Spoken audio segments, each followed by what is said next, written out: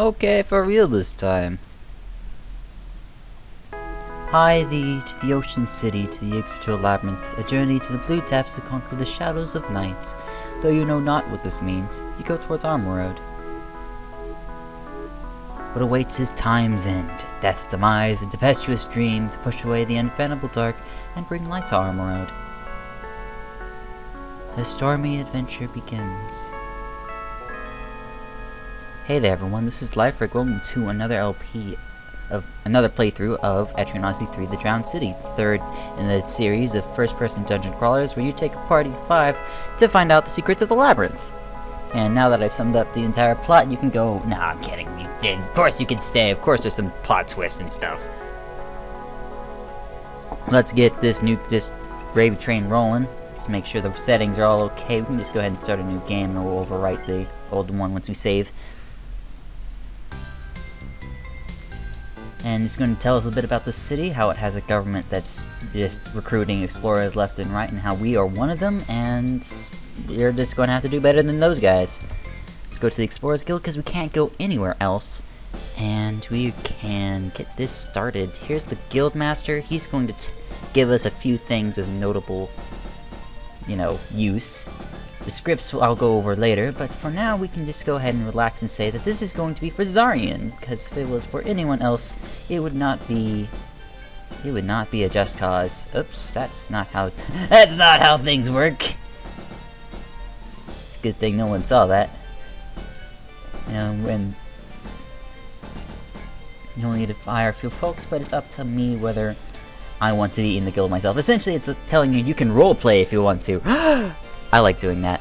I know that's one of the things I play Etrian Odyssey for, is sometimes you can roleplay for characters. And let's go ahead and get this registration train started. We're going to be using the exact same team that I did the first time. And also, speaking of the first time, the first LP of this game is still available. If you go to my channel and go to the EO3 main game playlist, it will still be there. Likewise, if you've already liked or favorited a video from that series, you will still have access to it. And in addition, I will always leave the links to that playlist in the description in case you ever want to see the old LP in action. But for now, otherwise, this one is essentially replacing it. Because it's been 1.5 years. Technology's advanced. I've gotten better.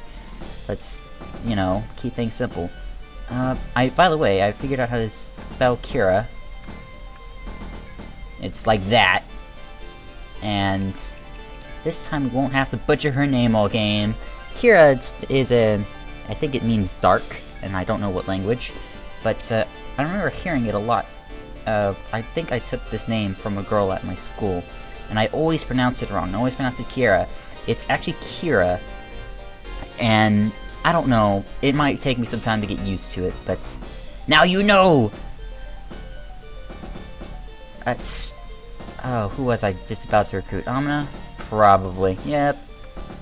Amna is going to be our filter until we get access to a class later on, one of the 2 hidden ones.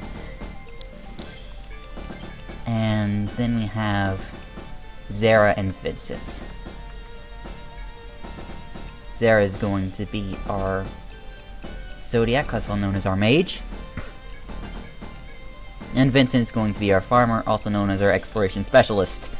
And also helps in very myriad of ways, and that only a farmer can do. Now, one very distinct thing you might notice about me over other people who play Etrian Odyssey is that I really do like underdog classes, and I do tend to avoid somewhat strong characters.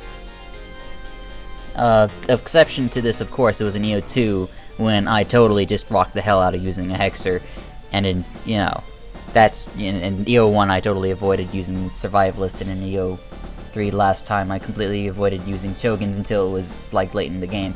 I'm going to be more acceptant to the use of the more OP classes as we go on, but for now I'm just going to use what I'm used to because it helps me progress through this game with a decent amount of flow. Because this game can rock the early game, and then as the game goes on they only get better. There's some teams that you can build that are really good later on, but kind of suffer early on, and that's usually teams with ninjas, because if you want to get anywhere with a ninja, you need a lot of skill points. Let's start this off by getting our passive healing up. We want to get to Monarch March as soon as possible, so we have to go up that skill line. Gonna go ahead and get healing to 1. I'm gonna go ahead and get shield mastery to 3. Bodyguard's what we're gonna get first.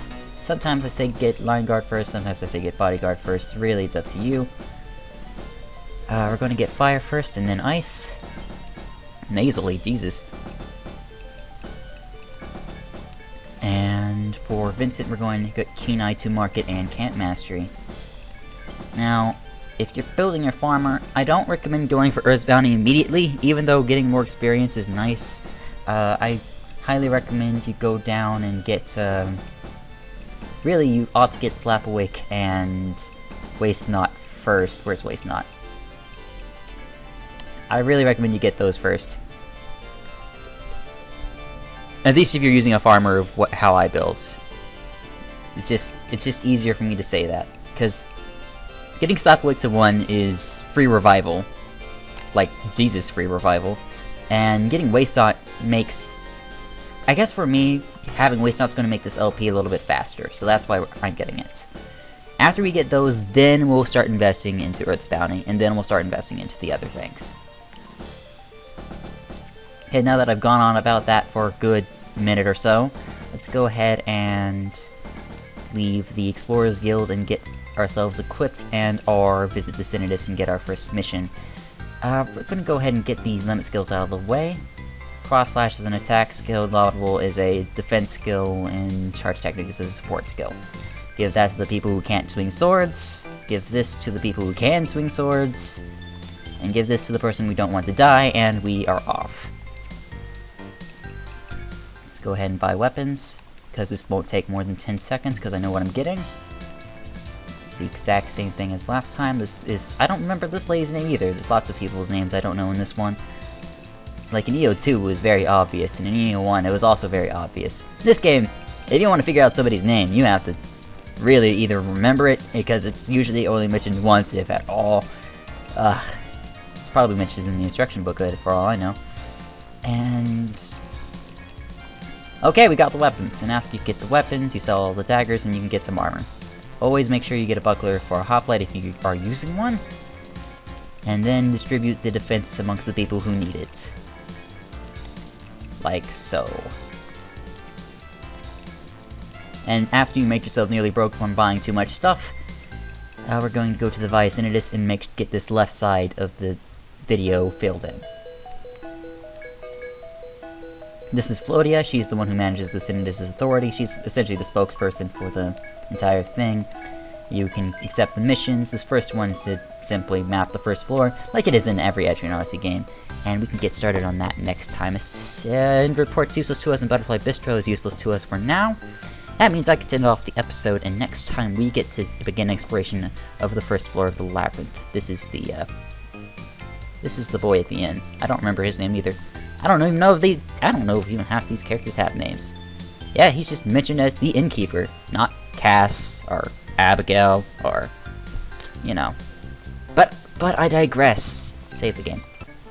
Hey there everyone, this has been Liferake. As always, I thank you for watching. Next time we are going to begin exploration of the first floor and do the first mission. I will see you guys then. Because this time I don't have to deal with a 15-minute time limit. Woo!